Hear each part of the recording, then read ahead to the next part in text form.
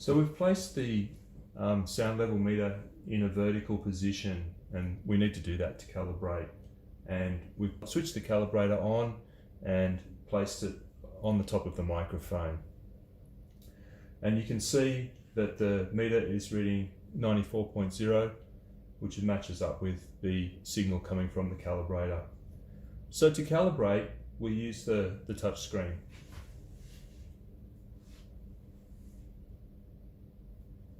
Tap the bars in the bottom left, tap calibration, and verify that we're reading in the mid-90s, and tap start calibration.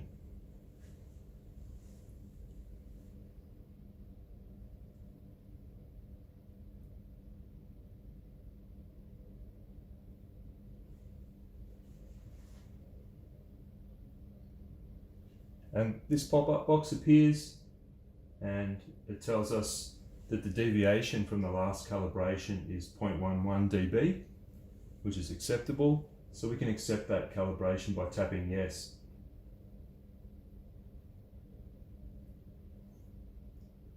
At the top you'll see that it says calibrating, calibration successful, and we can tap exit calibration. The instrument's now calibrated and we're ready to start measurement.